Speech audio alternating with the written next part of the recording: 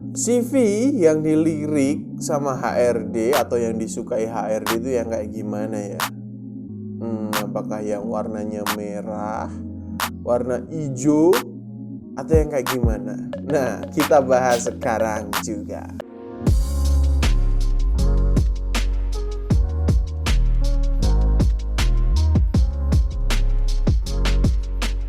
Halo teman kerja, balik lagi di Mahir Tip bareng makinmahir.id. Kali ini kita akan bahas soal CV teman-teman. Nah, ada pertanyaan yang sering banget ditanyain sama followernya Makin Mahir. Kita nyebutnya teman kerja sama teman kerja itu pertanyaan kayak gini nih. CV yang menarik di mata HRD itu yang kayak gimana sih? Atau yang CV yang dilirik sama HRD itu yang bentuknya kayak gimana?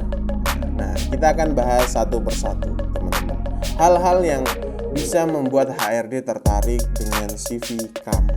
Yang pertama adalah, nah ini berhubungan sama point of view teman-teman. Jadi ketika kita bikin CV teman-teman harus memposisikan bahwa teman-teman adalah HRD atau teman-teman adalah orang lain yang membaca CV itu. Ketika teman-teman membaca CV itu, kira-kira gimana? Teman-teman apakah tertarik? Apakah menarik menurut teman-teman atau tidak? Itu yang pertama dulu. Jadi membuat sesuatu untuk orang lain, bukan untuk kita. Gitu ya teman-teman ya. Jadi teman-teman harus punya pandangan bahwa CV ini dibaca oleh orang lain tuh seperti apa.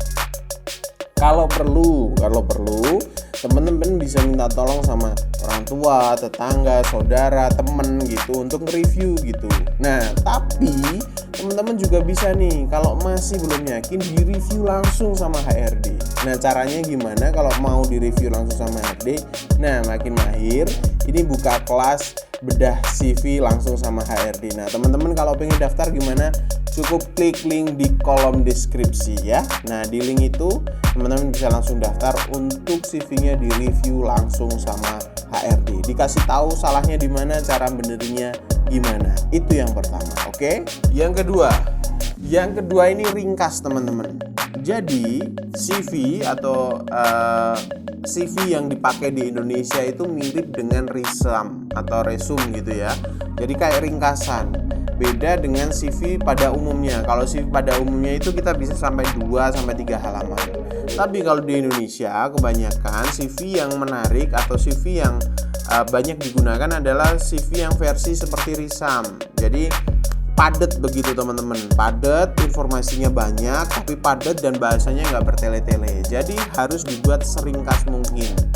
Itu akan memudahkan ketika HRD ngebaca CV teman-teman, itu HRD langsung paham. Oh, ini keunggulannya di sini. Oh, dia punya pengalaman di ini, seperti itu. Oh, dia udah tahu nih tujuan karirnya mau jadi apa gitu. Oke? Yang ketiga, spesifik teman-teman. Nah, ini penting banget. Spesifik itu apa? Ini berhubungan sama branding. Teman-teman pengen membranding CV-nya teman-teman itu sebagai apa? Contoh, kalau teman-teman ini lulusan IT atau teknologi informasi, pengen nge-branding sebagai seorang front end developer atau back end developer atau full stack developer. Jadi CV-nya juga harus isinya soal itu. Jangan terus isinya jadinya sangat general. Itu jadinya nanti teman-teman nggak akan spesifik. Nah, ketika teman-teman sudah bisa menspesifikkan diri berbeda dengan yang lain, otomatis itu akan dilirik oleh HRD kayak gitu. Misal desain grafis, teman-teman spesifik banget, saya bisa menguasai desain grafis begitu ya, dengan berbagai kompetensi yang dimiliki. Jadi harus spesifik, jangan general.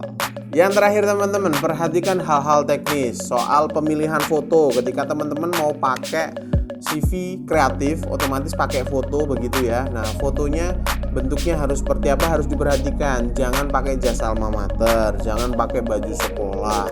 Fotonya apakah backgroundnya harus merah atau biru? Nggak harus, tapi terlihatlah di foto seprofesional mungkin gitu ya.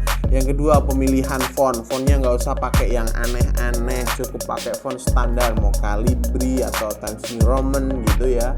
Disesuaikan sama CV-nya. Kalau mau CV kreatif bisa pilih font yang disesuaikan dengan desainnya. Kalau pakai ATS cukup pakai dua itu, Times New Roman atau Calibri begitu ya.